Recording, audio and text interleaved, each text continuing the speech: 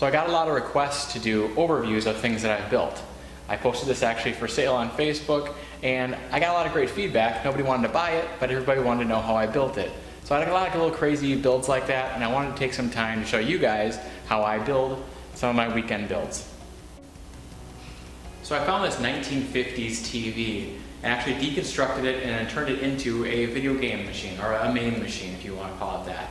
And what I want to do is kind of just show you what it looks like from the outside. I'll do a deconstruction, hop around back, and show you the electronics of how I built it.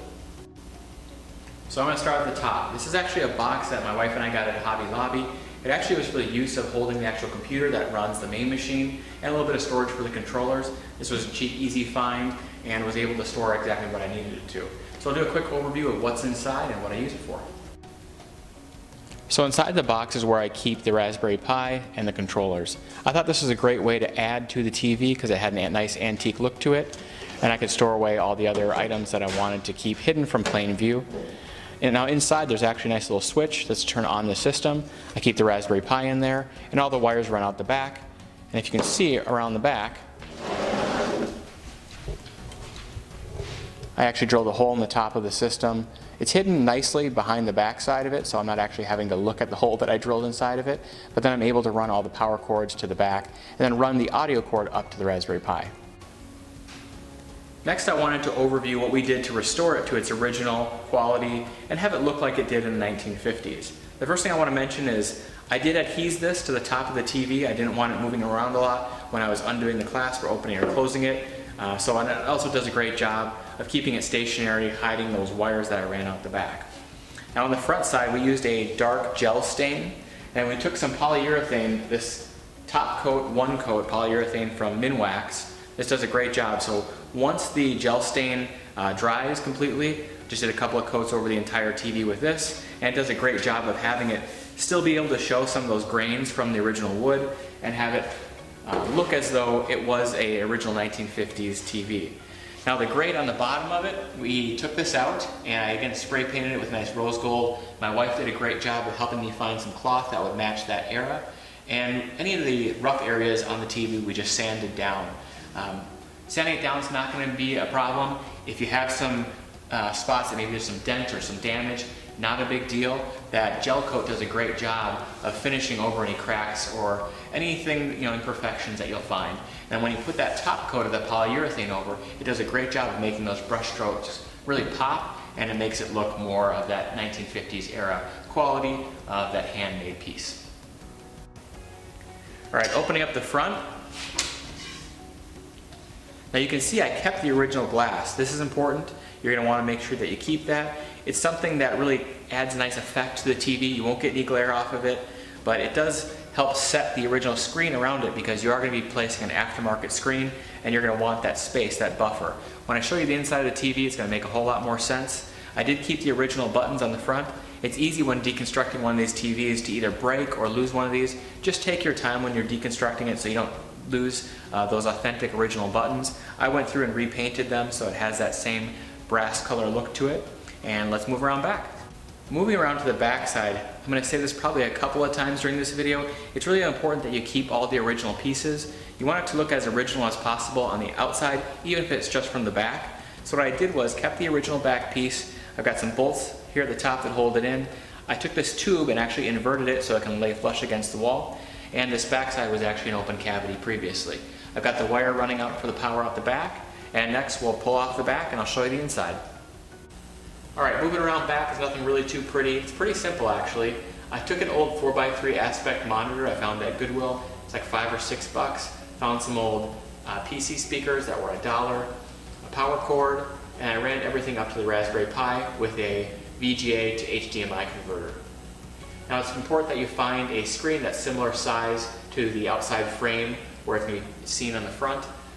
This was kind of tough for me to do. I had to find a screen that fit as closely to the exterior as it did on the inside. What I mean by that is there's an edge around the outside of it that's cut off. So I wanted to find the biggest picture, the biggest screen that I possibly could without losing any of the outside of the screens, the viewing areas. Now I do lose a little bit of the viewing areas on this screen, however it's a very minute amount and I find that it works out pretty good. The fact that this runs a lot of video games, those edging corners that do end up getting cut off aren't really that big of a deal and don't really affect the gameplay. Now when you get one of these old TVs, either from a thrift store or maybe someone on Facebook or an antique shop, it's important that you find something with good structural integrity. And when you're tearing this down from the inside, you want to kind of gut everything. Leave the original screen, but take out everything you possibly can. These things are heavy enough as they are. The more that you can lighten these up, the easier it will be when you're reconstructing them and painting them later. And then it's on to enjoying the finished product. I find that the screen bezel doesn't really take away from many games. It only takes a small portion of the screen away, and a lot of the old retro games that I enjoy playing, it doesn't really affect too much. This is a fun and exciting project. I was really happy with the finished product, and I hope that you're able to pick something up like this as well.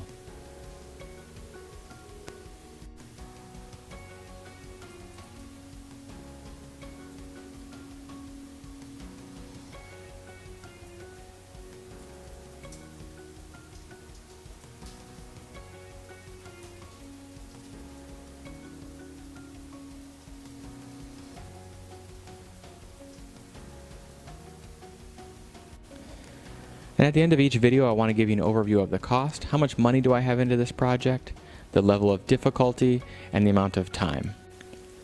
Alright, so let's talk cost. Now originally I found the TV on Facebook Marketplace for $75. I was able to pick it up for $50. And generally I find these antique TVs go from anywhere from about $25 to $150. It really just depends on the rarity of the TV and the condition. This one was in quite a state of disrepair, so I was able to get it for a little bit lower price. The box that I used to hold the HDMI cables, the power switch, the Raspberry Pi, and the controllers, I found at Hobby Lobby for $12. I've got a Raspberry Pi 3B Plus, the cooling fan, the case, an HDMI to VGA converter, and some audio wires. That roughly cost me about $65. Next, I've got the PC speakers. Again, that was a great Goodwill find. I spent $3 on those. I've got some extension cords in the back, a power strip, and a couple other components that I used just to hold the wires up. I spent roughly about $10 on those. And then finally some gel stain and some polyurethane. I spent about $25 on the gel stain and polyurethane. Alright, so let's talk time. How much time do I have in this build? Now I started the project on a Saturday morning about 9 a.m. and was able to complete it by Sunday afternoon sometime around 3 or 4. So I would say I've got about 16 hours into the build. The most difficult part is actually sourcing the parts. I had to find a 4:3 aspect ratio monitor for this build. It was very difficult to find one that was the correct size that would fit inside of where the monitor bezel lays inside of the cabinet. A lot of the time was also spent just waiting for layers of paint to dry. After I was able to get everything sanded down, I applied the gel stain, which I allowed to cure overnight, and then several layers of polyurethane over the top. So let's talk difficulty of build. On a scale of 1 to 10, I'd give this like a 6.5. The most difficult part was really dismantling it and keeping it to its original authenticity. I wanted it to look like an original 1950s TV. The only way you should be able to tell the difference is when you start it up and that color screen pops on. So if you'd like to see more builds like this, like, share, subscribe. I've also created a Patreon, so if you want to donate to future builds, much appreciated. I'm going to have to get back to allowing my wife to play her Tetris game because she's become completely distracted by it. So this is a really fun build for our family. I hope that one day my daughter can have a lot of fun sitting in front of this little TV and playing some video games. Thanks. Jesse, what do you think of the build? Stupid.